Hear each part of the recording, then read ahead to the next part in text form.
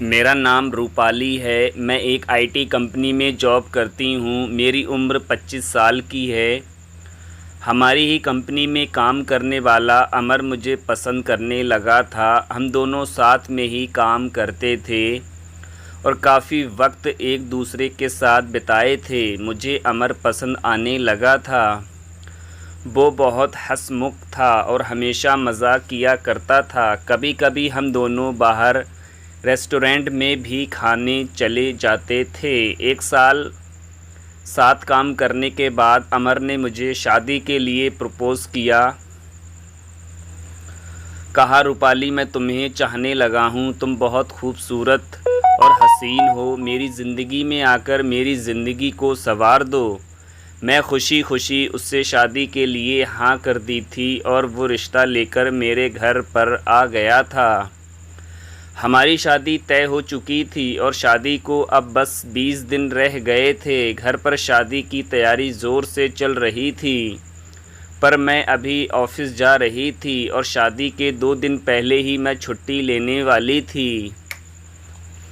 Private company में छुट्टी मिल पाना मुश्किल होता है, इसलिए सारी तैयारी मेरे घर वाले ही कर रहे थे। मेरे भैया तो बात बात पर मेरा मजाक उड़ा रहा था और मैं अंदर ही अंदर खुश थी कि अब मेरी ज़िंदगी में एक नया मोड़ आएगा। मेरे अकेलेपन भरी ज़िंदगी में अब मुझे प्यार मिलने वाला था और जिस चीज़ की ज़रूरत हर इंसान को होती है वो चीज़ मिलने वाली थी। अब मैं अमर के ख़यालों में ही खोई रहती थी। रोज़ रात को कॉल करके अमर मेरे साथ लंबी रोमांटिक बातें करता था, सुहागरात की बातें करता था और मैं उन ख़यालों में डूब जाती थी। मेरे कलीग भी हम दोनों को लेकर मजाक किया करते थे। सब कुछ सही चल रहा था, लेकिन मेरी ज़िंदगी में एक नया तूफ़ान आने के लिए इंतज़ार कर रहा था, जिससे मैं बिल्कुल अनजान थी। एक तरफ जहां मैं अमर और मेरी ज़िंदगी के नए सपने देखने लगी थी, दूसरी तरफ मेरी ज़िंदगी में धीमे धीमे भूचाल आने को तैयार था और मुझे पता नहीं था कि वो मुझे इस तरीके से मसल कर रख देगा। एक दिन अमर ऑफिस नहीं आया था। अमर की तबीयत ख़राब थी, इसी वजह से मुझे ऑफिस में ज़्यादा काम करना पड़ रहा था। काम ख़त्म होते होते रात के 10 बज चुके थे और ऑफिस में नहीं रह सकती थी। मैंने तुरंत अपना पर्स लिया और बाहर निकल गई। फिर मैं सड़क पर ऑटो का इंतज़ार करने लगी थी, लेकिन तभी मौसम ख़राब होने लगा और बारिश हो गई। खड़े होने के लिए कोई जगह नहीं थी, इसलिए मैं बारिश में भीगने लगी थी। इतनी रात हो जाने के कारण मुझे ऑटो नहीं मिल पा रही थी और मैं खड़ी खड़ी परेशान होने लगी थी। मैं बुरी तरीके से भीग चुकी थी। तभी मेरे सामने एक बड़ी सी कार आकर खड़ी हो गई। कार की खिड़की से एक नौजवान ने कहा, गाड़ी के अंदर आ जाओ। मैंने उसे देखा तो मैंने उसे पहचान लिया। ये मेरे ऑफिस का नहीं था, बल्कि मेरे सामने वाले ऑफिस में काम करता है। कई बार लिफ्ट में आते जाते मैंने उसे देखा है।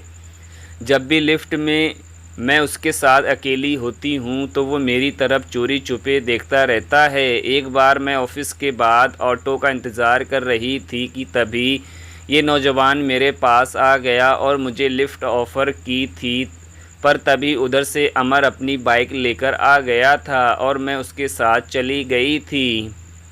वो लड़का अपनी कार से मुझे और अमर को काफ़ी देर तक फॉलो किया था और आज अमर भी नहीं है और ये लड़का मुझे लिफ्ट ऑफ़र कर रहा है। मैंने बस उसे देखा है, कभी बात तक नहीं की हूँ। अजनबी से लिफ्ट लेना सही नहीं रहेगा, ये सोचकर मैंने उसे ना कर दिया। कहा, थैंक यू, मैं ऑटो का इंतज़ार कर रही हूँ। इतने में वो नौजवान भागता हुआ बाहर निकल आया। कहने लगा, रात के 11 बज चुके हैं। इतनी रात को तुम्हें ऑटो नहीं मिलेगा क्योंकि मौसम इतना ख़राब है। तुम मेरे साथ चलो। मेरे जवाब का इंतज़ार करने लगा। थोड़ा सोच समझकर मुझे लगा कि इसकी मदद लेनी चाहिए और उसके साथ मैं उसकी गाड़ी में बैठ गई। उसने कहा, तुम तो बुरी तरीके से भीग चुकी हो। मेरा घर सामने ही है, चलो पहले अपने कपड़े बदल लो। फिर मैं तुम्हें ड्रॉप कर दूंगा। मैं ठंड से कांपने लगी थी। वो मुझे अपने घर लेकर चला आया और तुरंत ही मुझे एक टॉवल पकड़ा दिया। उसके बाद वो अपने कमरे में लेकर आ गया और अपना एक शर्ट पैंट मुझे दिया, कहा इसे पहन लो। वो कमरे से बाहर चला गया था। मैं अपने जिस्म को पोंछ रही थी, तभी मुझे सामने पड़ा हेयर ड्रायर नज़र आया। मैंने सोचा पहले अपना बाल सुखा लेती हूँ, क्योंकि मेरा सिर गीला रहे तो मुझे बहुत ही परेशानी होती है। बाल सुखाते सुखाते थोड़ा टाइम लग गया। फिर मैं अपने गीले कपड़े उतार कर अपने शरीर को पोंछने लगी कि तभी वो लड़का कमरे के अंदर आ गया। उस वक्त मैंने कुछ भी नहीं पहना हुआ था। उसने मुझे उस हाल में देख लिया। एक पल तो वो मुझे देखता ही रह गया, लेकिन अगले ही पल सॉरी करके दरवाज़ा बंद कर दिया। मेरी हालत तो बहुत ख़राब हो चुकी थी। एक नौजवान लड़का ने मुझे इस हाल में देख लिया। मैंने तुरंत शर्ट पहन लिया, लेकिन उसके पैंट मुझे नहीं आ रहा था, तो मैंने टॉवल लपेट लिया। उसके बाद जब मैं बाहर निकली तो उसने कहा, आई एम सॉरी, मैं तो दरवाज़ा नॉक करके आया था, तुमने जवाब क्यों नहीं दिया। मुझे ध्यान आया कि उसने दरवाज़ा नॉक किया था। मैं इतनी डिस्टर्ब थी कि कुछ कह नहीं पाई। जो भी हुआ था मेरी ही गलती थी, मेरा ही ध्यान कहीं और था। मैंने कहा तुम्हारी पैंट मुझे नहीं आ रहा। उसने कहा तुम्हारे कपड़े वॉशिंग मशीन में डाल देते हैं, इसमें पूरी तरीके से कपड़ा सूख जाता है, आधा घंटा लगेगा, उसके बाद अपने कपड़े पहनकर तुम आराम से घर जा सकती हो। उसने मेरे कपड़े सूखने को डाल दिए। फिर कहा चलो कुछ खाना बनाता हूँ, खा लेना। हम दोनों किचन में चले गए और वो आमलेट और चाय बनाने लगा था। खाना तैयार करके हम दोनों खाने लगे थे। वो लड़का मेरी तरफ देखे जा रहा था। तभी मुझे ख्याल आया कि मैंने अपनी शर्ट की ऊपर वाली बटन खुली ही छोड़ दी है और वो मेरे जिस्म को देख रहा है। जैसे ही मुझे इस बात का एहसास हुआ, वो मेरे बिल्कुल करीब आ गया। वो मेरी शर्ट के बटन को लगाने लगा था। तभी मेरी सांसें बहुत तेज़ हो गईं और उसकी सांसें भी बहुत तेज़ चलने लगी थीं। ये लड़का कितना हैंडसम है, मैं उसकी शक्ल ही देखती जा रही थी। उसने कहा मैं तुम्हें एक पजामा दे देता हूँ, तुम इसे पहन लो, कहकर मेरे लिए एक पजामा लेकर आ गया। मैं चेंज करने के लिए पजामा लिए कमरे में आ गई थी, पर न जाने मैं किन ख्यालों में थी। मैं दरवाज़ा बंद करना ही भूल गई और वहीं पर चेंज करने लगी। वो वहीं पर खड़ा होकर मुझे देख रहा था। मेरा पजामा पहनने से पहले ही वो मेरे पास आ गया और मुझे अपनी बाहों में भरकर मेरे होंठों को चूमने लगा। मैं बहकने लगी। उसने मुझे बिस्तर पर लिटा दिया। हम दोनों की सांसें ही तेज़ चलने लगी थीं। वो मुझे चूमने लगा था और मैं उसके प्यार में ढलती जा रही थी। न जाने कैसा खुमार छाया, मुझे किसी भी चीज़ का होश नहीं रहा। वो अब धीरे धीरे मेरे शर्ट के बटन खोलने लगा। शायद किसी लड़के की पहली किस थी। अमर ने मुझे आज तक किस नहीं किया था, बस मेरा हाथ पकड़ा था। अमर का ख्याल आते ही मुझे याद आ गया कि मेरी शादी होने वाली है, पर अब मैं इस हाल में पहुंच चुकी थी कि चाहकर भी अपने आप को रोक ना पाई। मैं उसकी प्यार की गहराई में डूब गई। आधे घंटे तक हम मोहब्बत करते रहे सुध बुध होकर, लेकिन तभी अचानक मुझे लगा ये मैं क्या कर रही हूँ। ये सोचते ही मेरी आँखों से आंसू निकल आए। मैंने कहा ये क्या कर रहे हो, मैं तो तुम्हें जानती तक नहीं हूँ। उसने कहा मैं आकाश हूँ, आकाश ओबराय। ये नाम सुनते ही मैं चौंक उठी, क्योंकि मेरे बगल वाले ऑफिस का CEO आकाश ओबराय है, यानी कि ये काफ़ी रईस लड़का है। और कहीं मुझे जानता तो नहीं, क्योंकि हर वक्त ये मुझे अपनी बिल्डिंग के आसपास मिल जाता है और मेरे साथ रोज़ लिफ्ट में एक साथ ही चढ़ता उतरता है। लेकिन मैंने कभी उस पर ध्यान नहीं दिया था। मैंने कहा रुक जाओ, इससे ज़्यादा नहीं। हालांकि मैं ख़ुद को ही रोक नहीं पा रही थी। जाने वो अपने आप को कैसे रोकता। पर शायद मेरी आंखों में आंसू देखकर वो रुक गया और कमरे से बाहर चला गया। उसने अपनी हद पार नहीं की थी और मेरी इज़्ज़त सही सलामत थी।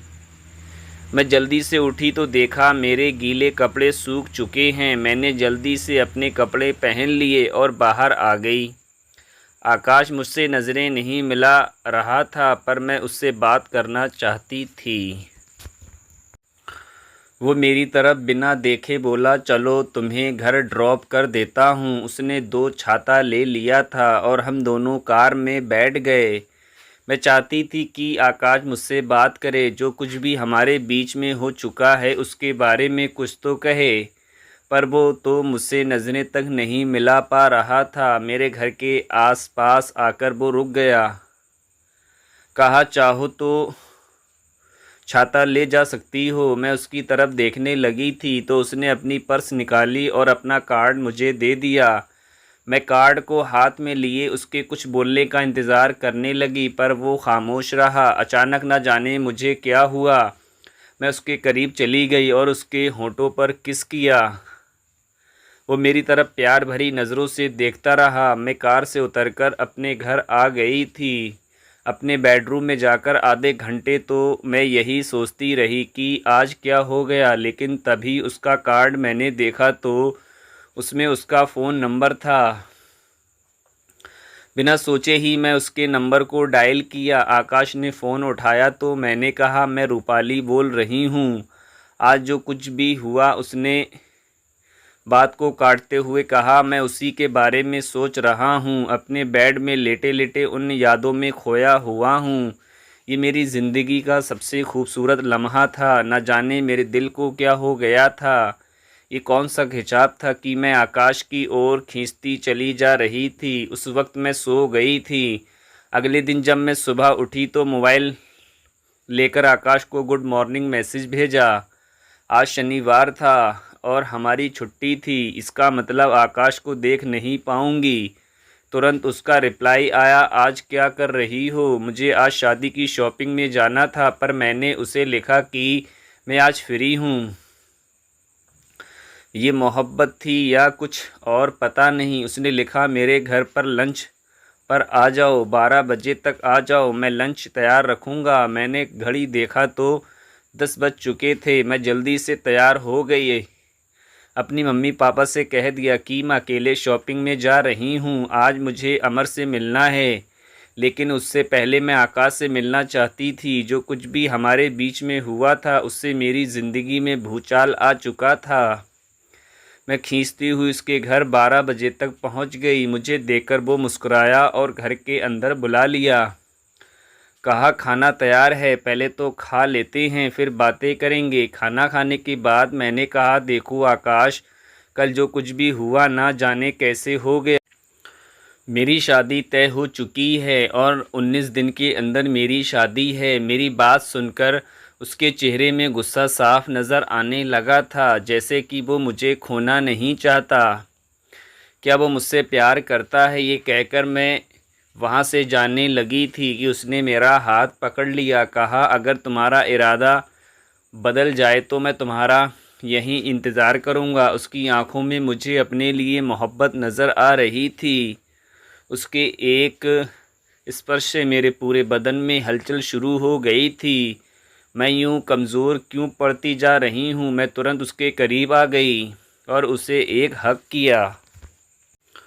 वो पल मुझे बिल्कुल पागल कर रहा था। बहुत मुश्किल से उससे अलग होकर मैं बाहर निकल आई थी और अमर के साथ फिर शॉपिंग में बिज़ी हो गई। रात को मैं घर आई तो अमर का फ़ोन आया, पर न जाने क्यों अब उससे बात करने का मन बिल्कुल नहीं कर रहा था। वो रोमांस जो हमारे बीच में फ़ोन में होता था उसमें मुझे मन नहीं लग रहा था। मैंने कहा, अमर, मैं बहुत थकी हुई हूँ, कल बात करते हैं कहकर मैंने फ़ोन रख दिया था।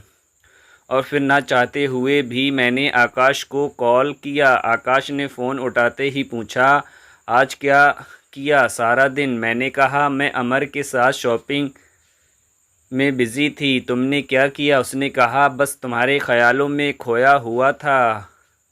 वो ख्याल दिल से निकलते ही नहीं। अगर कल फ्री हो तो कल लंच में आ जाना। मैंने कहा मैं नहीं आऊँगी, तुम्हें पता है मेरी शादी होने वाली है। कहकर मैंने फ़ोन रख दिया, पर न जाने कौन सी शक्ति थी कि अगले दिन 12 बजे फिर से मैं उसके घर पर पहुंच गई थी। आकाश मुझे देखकर मुस्कुराने लगा और फिर मुझे अंदर बुला लिया। खाना खाने के बाद हम दोनों सोफ़े पर बैठे हुए थे। अचानक वो मुझ पर टूट पड़ा और मुझसे प्यार करने लगा, मुझे चूमने लगा। कहा, तुम तो कह रही थी नहीं आऊँगी, फिर कैसे आ गई? क्या तुम भी वही महसूस करती हो जो मैं करता हूँ? तो फिर ये दूरी क्यों? इस दूरी को मिटा देते हैं। उसकी बातों में मैं मदहोश होने लगी थी, उसके प्यार को महसूस करने लगी थी। उस पल मैं इस कदर डूब चुकी थी, उसने मुझे पूरे तरीके से अपना बना लिया। जब मुझे होश आया तो वो बहुत देर हो चुकी थी। 18 दिन के अंदर मेरी शादी है और मैं पूरे तरीके से आकाश की हो चुकी हूँ। आकाश ने कहा, अब तुम मेरी हो, मैं तुम्हारा साथ नहीं छोड़ सकता, चलो मेरे साथ। वो मुझे अपने साथ अपनी कार में मेरे घर लेकर आ गया और मैं सीधे मेरे घर के अंदर घुस गया। फिर मेरे मम्मी पापा को बुलाने लगा। मेरे मम्मी पापा आए तो बड़ी ही अजीब निगाहों से उसे देखने लगे थे। आकाश ने अपना परिचय दिया, फिर कहा, आपकी बेटी और मैं एक हो चुके हैं, अब अलग नहीं हो सकते। उसकी इस बात से मेरा चेहरा बिल्कुल शर्म से लाल हो गया। उसने मेरी मम्मी पापा को ये बात कैसे कह दी?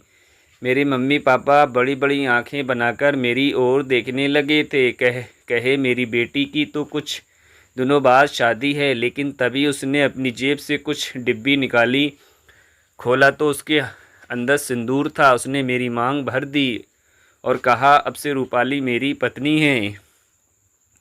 उसने मेरा हाथ थामा और मुझे लेकर अपने साथ अपने घर आ गया। फिर क्या बताऊं, उस भूचाल के साथ मैं बह गई। अमर का दिल टूट चुका था क्योंकि हमारी शादी टूट गई थी।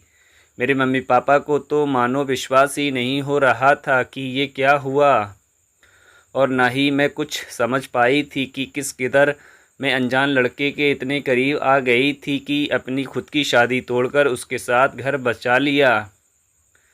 पर शायद यही मोहब्बत है। कई बार मोहब्बत में हम अपना होशो हवास गवा बैठते हैं और यही हुआ था मेरे साथ।